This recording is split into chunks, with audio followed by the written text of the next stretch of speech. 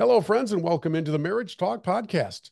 We're back after a long summer break. It's good to reconnect with everybody. Thank you for listening and subscribing and hopefully sharing the link to the podcast with other married couples in your life. Bill Hobson here, along with Jay and Laura LaFoon. You can find out all sorts of information on their ministry at jayandlaura.com.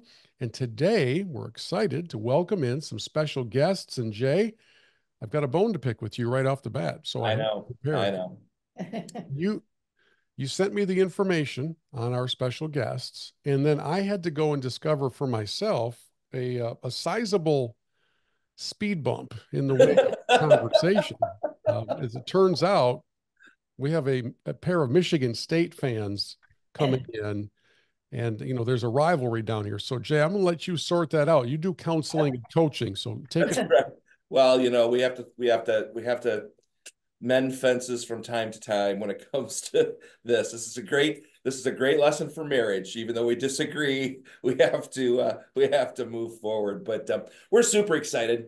Every time we have a guest, we're excited. But this couple are special friends of ours. We've known them for about 5 years, but from the moment we met them, we knew we were kindred spirits. They are the younger, hipper, cooler version of Jay and Laura. That's for sure. Especially the younger, hipper, and cooler part. But Josh and Kristy have an amazing story. It is God's story. And so, Josh and Kristy, welcome. And thank you for being here. And I'm just going to ask you if you would tell us, you have something you want to say? I can tell. I know. I was just listening to you. No, I was really just listening. Josh and Kristy, tell us your story. Just kind of where you started and where you are now. Yeah, first off, we want to really thank you guys so much for inviting us on here. You know how much we really care about you guys and love you guys and how We love you guys more than you love us. well, and there's a little bit of that going on. But how impactful your ministry has been for us and being able to watch it grow and just being part of it and have an opportunity just to connect with it. So it's just been a real big blessing to us, number one. Number two is Go Green. And so we have to say that. And then number three is You can edit that out really easy. number three, we're all Lions fans, okay? And so that's There we that's go. probably There the we go. overarching importance part. So, okay. All right. That's all I had to say about that, okay? So, yeah, I want Kristy really to kind of talk about our story, really open up our story, because I think she has such a beautiful way of just putting it. So, my love. Okay, thank you. So our story, and I have a tendency to go on rabbit trails, so I'm really gonna focus on not going on rabbit trails here. But Josh and I's story started many, many, many years ago. We're almost 50. Well, he's closer to 50 than me, but we're almost 50. And we met when I was 18 years old initially, and I was dating his then best friend at that time. They're no longer friends. That fell out before we got back together.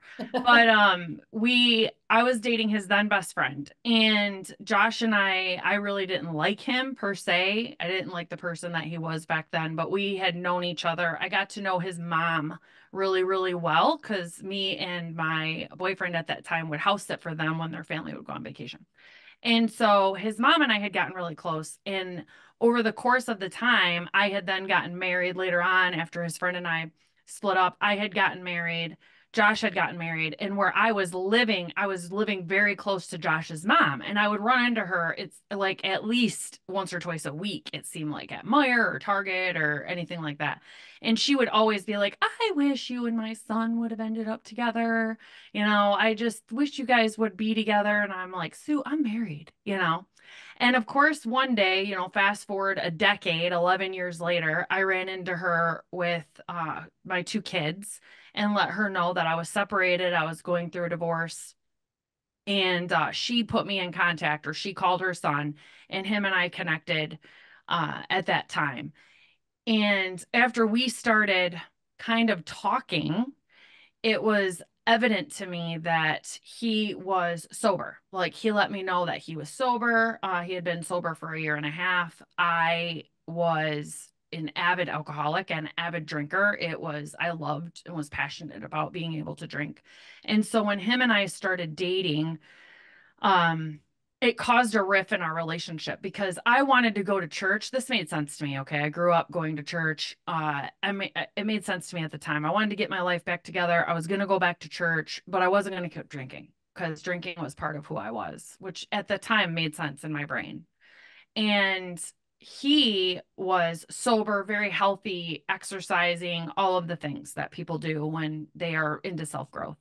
And he decided to say, we can't be in a relationship together if we're going to be, if you're going to be actively drinking. And I had then, after a few days of being convicted by God and things like that, quit drinking, invited him to church. So our little joke is I showed him the church. He showed me sobriety. But I do want to put in this a little tagline that if you are suffering with an addiction, Josh and I, our relationship has only succeeded and our marriage has only succeeded because of God. We did everything wrong if you look at the book. Like if you are actively in addiction, you should get sober first. You should focus on your sobriety and your recovery and not focus on being in a relationship with someone. And by all intents and purposes, this should not have worked out. I made a very, very long, tumultuous story, very, very short, which he can fill in the gaps. But because there was a time in there where I had separated in the middle of my 10-year first initial marriage, that we were separated, and Josh and I had ran into each other, and we, were seeing each other for a short period of time in there as well. So our paths kept crossing over the years. Yeah. You want to fill in any gaps that I did? Yeah. Well, no, it's not that I necessarily want to fill in any gaps, but I think the important thing is that we've noticed over our tenure of becoming a blended family, which is what this, is going to be kind of the second part of this act of what we're talking about, is that, I grew up in a blended family that didn't realize was a blended family because my birth father had signed over rights to my mother, and then my mother had remarried, but I was very little. So I grew up in a blended family, not realizing I was in a blended family at the time. And we did not grow up in church like Kristy grew up in church. And so when I did get older, I thought divorce was just part of what you do. You're unhappy and things aren't working. This is just what you do. You get divorced. You don't stay and work on it, right? And you don't do these things. And so now that I'm divorced, I'm an active alcoholic. I was alcoholic for many years, every bit of 13 years. And party life was important to me. And so womanizing became something that I idolized. It became an important thing of who I was. And I crashed. God brought me to, oh man, I get emotional. God brought me to my knees, literally brought me to my knees. But most importantly, he brought me the person into my life I didn't expect. And that was her. And so when we got into this relationship and we started working together, she got sober. I'm sober and we're trying to work together. We realized like, hey, we're great together, but not with these kids. Like, no, this is not going to work. Not with your kids and my kids. I have 2, she has 2. I don't know how this is going to work.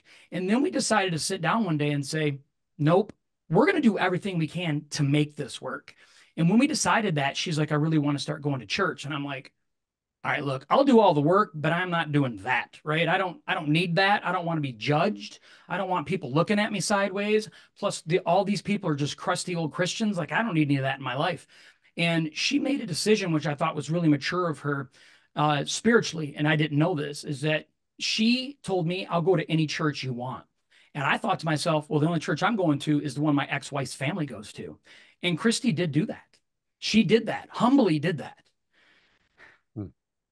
And that altered my life. Like, it's altered my life. I may have shown her sobriety, but I'm the one that won the biggest here because my life is transformed because I got to know who Christ is.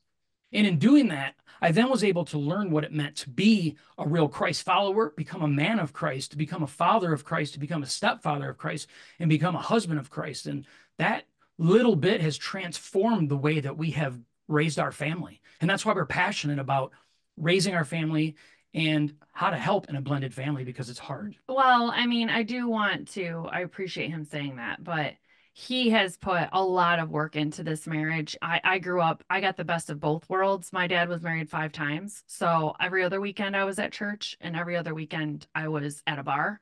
And so when him and I got together, I felt like I already knew everything. I can be a know-it-all. Okay.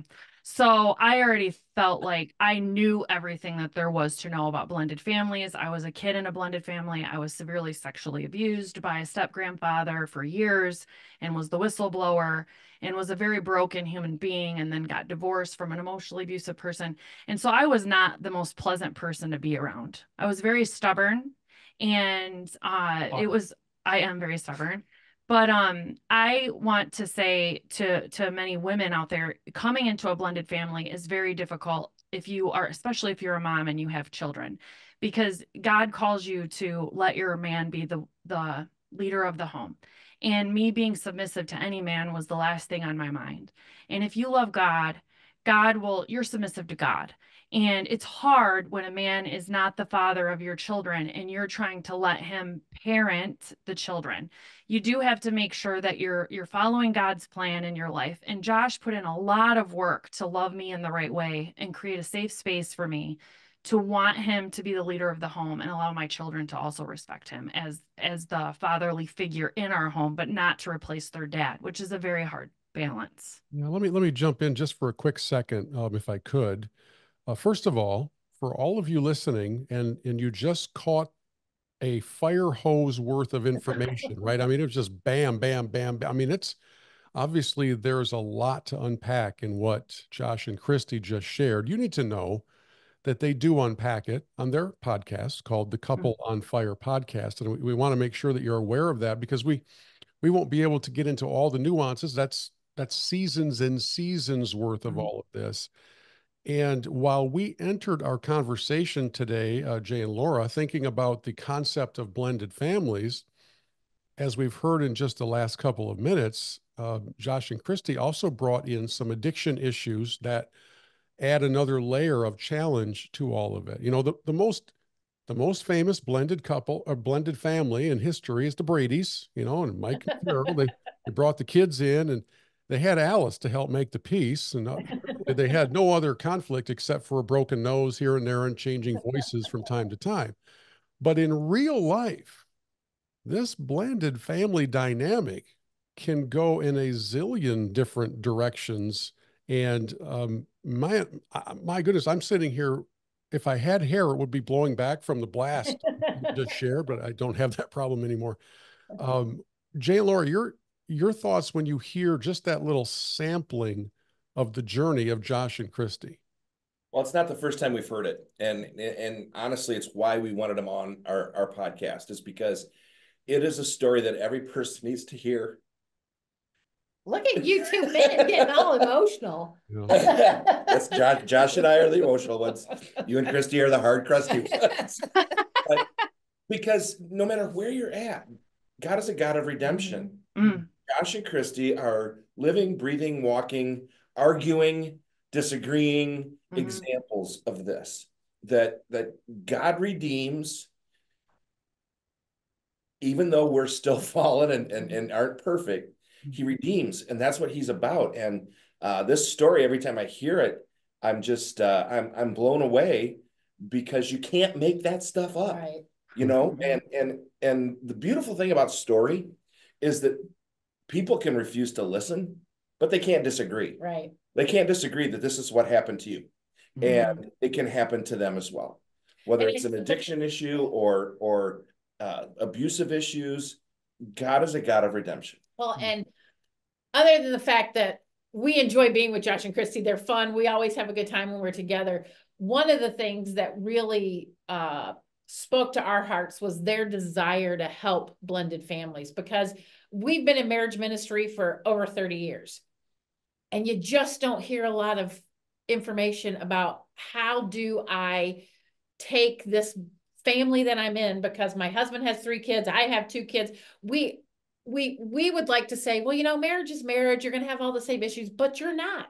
When you're in a blended family, you have a lot of extra issues that those of us in a traditional marriage don't have. And while Jay and I have some experience with it as far as family is concerned, brothers, sisters, and now our son, when we're dealing with our son and his divorce right now, we go to Josh and Kristy. We're like, help us understand what's going on, because we don't know. Yeah. And so they have a real heart to help couples who are in this situation. And we know, because they've talked to Ron Deal, we've talked to Ron Deal, who is the big guru on blended families, step families, is there's a lot of different ways to blend a family. Yeah. A lot of different nuances here that come into play, whether it's divorce or widowed or whatever it might be. And so really Josh and Kristy's heart is to really yes, share their story, and they have a lot in their story. They've condensed it very well here. But it is a lot going on, and really helping couples who are in this situation to say, what are some tips? What are some things we can do? But really, I'm glad, Bill, that you pointed out their podcast, because they have a podcast every Tuesday night, and Couple on Fire. And if you're in this, you need to find it. You need to go on their website at joshandchristy.com, go to Facebook, and listen to this, because it is good stuff every week. There's 3 reasons I wanted to have Josh and Kristy. The first reason is because there are so many blended families out there that need their help and support. Number 2, there are people like Laura and I who have blended families within our immediate family, sisters, brothers, our son, and we need to know how to do that. But the third reason is because the church needs to understand what an opportunity it has to reach out to people who feel disconnected. I love Josh's I don't want to get the side eye, I mean, because yes, they're divorced. That happens. It's not fun. It's not, but it happens. And how can the church be the church for these people? So that's really, I guess, Josh and Kristy, if you could then help us move into what are some of the key wins, some of the key elements of making your blended family work? Well, first, I want to start off with, if anyone is listening and you're thinking about divorce, God does not want you to get divorced. I mean, Josh and I have been divorced, and we're in a great marriage now. But God is a God of redeeming grace. And if you are contemplating it, please, with prayer and all of that, consider it. But the reason why Josh and I started our podcast is because of how, if you've already been divorced and you're remarried or looking to be remarried and you're going into the church, you do feel like you have a big red D on your chest, and it's something that you're never really forgiven of. You're constantly being judged for. And that's just not true. God loves you. God redeems you. God redeems all sin, forgives all sin. Jesus died on the cross for all sins. And if you don't hold that with shame, embrace your story and embrace what God can do in your life. And so I wanted to start by saying that. You can be proud of what God's done in your life without being proud that you're divorced. And there's 2 very different things. And I think that just needs to be said. Yeah, exactly. But some tips for me is, and my tips are probably going to be different than his tips, but it's a lot of patience when you get together. The divorce rate for couples that are remarried with children is 70%. So the divorce rate in our country is 50 first, but the divorce rate for second marriages, if there's kids involved, is 70%. So it goes up. And it's because it is so difficult. You have to make a pact to one another that you're not going anywhere. Josh and I, we call them bathroom talks. I mean, for the first 5-6 years of our relationship, we would be in the bathroom sometimes with our kids just running around the house, running amok, and we would be in the bathroom for 2 or 3 hours, just hammering out stuff and just having the hard conversations. But the other thing that we did is that we committed to never saying a cross word to one another. Both of our old marriages, we both called each other's names and would do low blows and all of those things. And then also be committed to making together decisions when it comes to your kids, especially if you have a high conflict ex. Both him and I had conflicting exes because neither one of them are Christians either. But his ex was extremely high conflict, which caused a lot of issues in our marriage. And you have to be willing to have the hard conversations, talk about true feelings with one another, and not be offended because that's the way your spouse is feeling at that moment. Deal with the feelings in a healthy way, pray together about it, and be in God's word. Yeah. What's your tips? Hang on, I think Bill was going to just want to jump in and ask a quick question along those lines, Kristy, because in your case, for instance, not only did each of you bring your own stories and your own pain to the relationship, dating back to how you grew up and all that kind of thing, but you also both brought some addiction issues into this. Mm-hmm.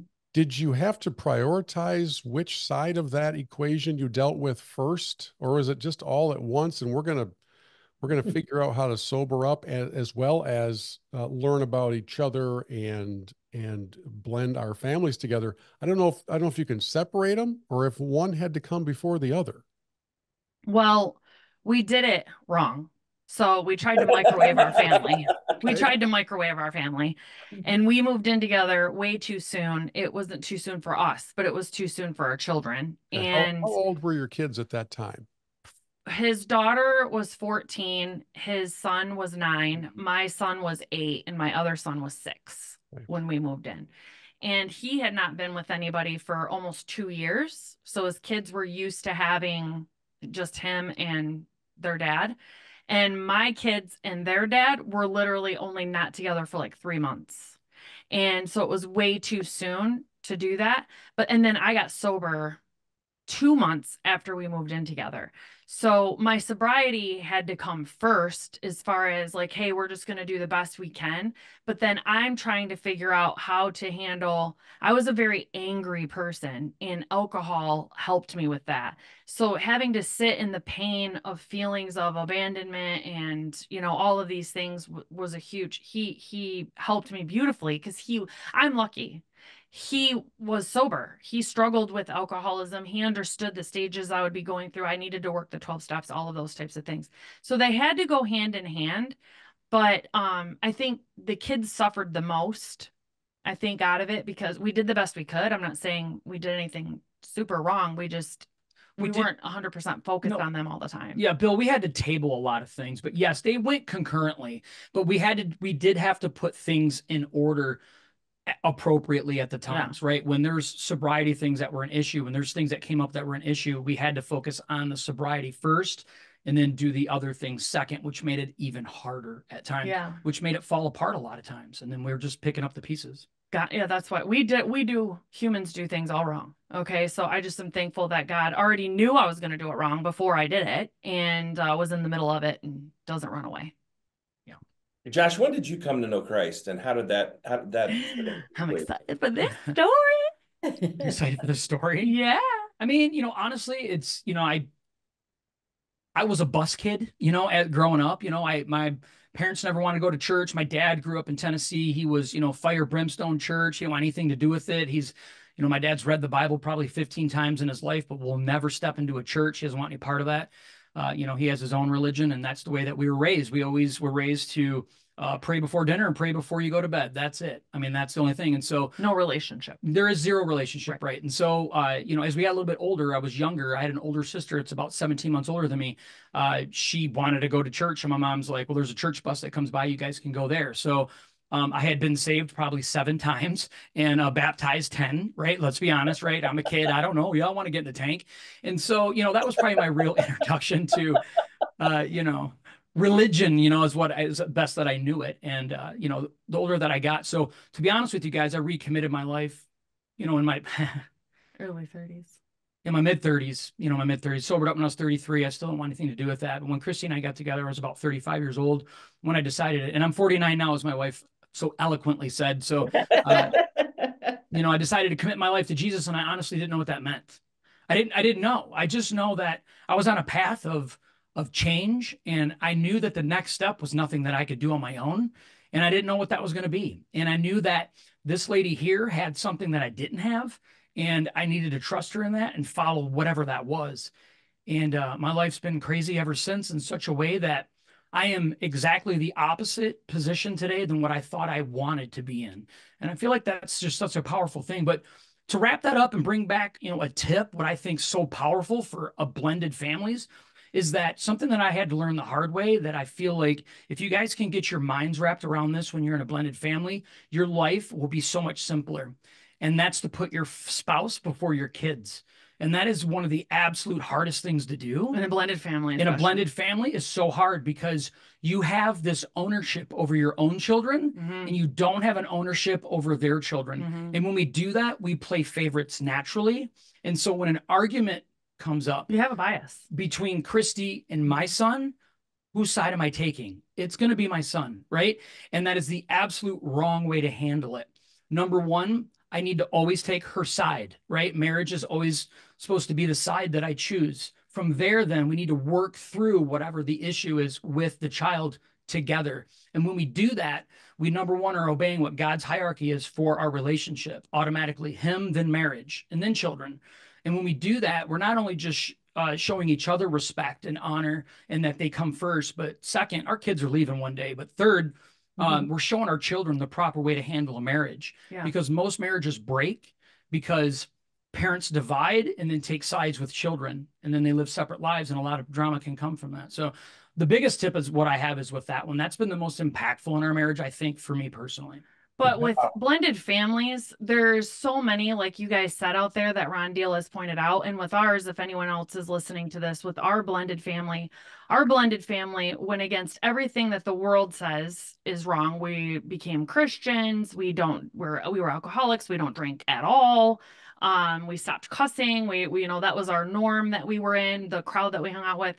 But then in this church society, if we're going to be honest, typically at our church, the women stay at home and they're stay-at-home moms, and the man goes to work. He stayed at home.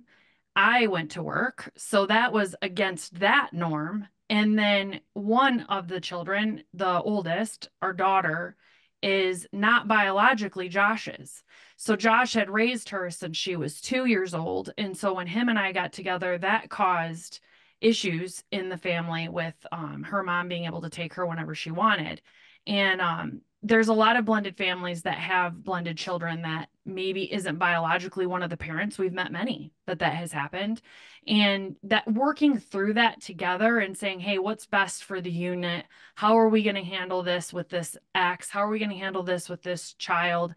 Those are things that communication is at the root of all of it. A lot of people get caught up in their feelings and want to dig their heels in and die on hills that are going to be a detriment to the marriage. And your marriage, you have to have fortified at all costs. And we're sorry about your 25-minute podcast. No. This is exactly why we invited you, because no one's perfect, but you guys have got such wisdom in this area because you have sought to do it God's way. And that really is so inspirational to us, because it is marriage is hard enough, for crying out loud. Parenting is hard enough, for crying out loud. Now you throw into the whole mix, the exes and the exchanging of kids on holidays and stuff like that. I mean, it gets really frustrating really quick, I have to imagine. But you guys have shown us, and we want to help you show the world what is possible. That you know, we don't just like each other, we love each other. Or maybe we should say it the other way. We don't just love each other, we like each other. And you know, it is a gift for us to be able to share this with our folks. Bill? Yeah, we sure appreciate you guys scratching the surface for us of introducing us to your story. And I say that because you've shared so much, and I want to encourage everybody listening, especially those of you who are somehow connected, either directly or tangentially, into a blended family, to check out the Couple on Fire podcast. And just so you all know, we have invited Josh and Kristy to come back closer to the holidays to talk through that specific set of blessings and challenges about managing life and still enjoying the holidays somehow. So we'll have them back in a few weeks. But for our Michigan State fans, when Bill used the word tangentially, that means near. Loosely connected. Yeah, just there's a connection in there. And when we get closer to the holidays, Spartan fans will have no bowl game concerns to be interfering with the podcast. So I'm sure you guys will either this year. Just story. But we digress. That's for our other sports podcast. We want to encourage you all to check out the Couple on Fire podcast, and a reminder that you can hear every episode of Marriage Talk that we've ever done by going to marriagetalk.org. Josh and Kristy, thank you so much, and we will look forward to talking with everybody again next week on another episode of Marriage Talk.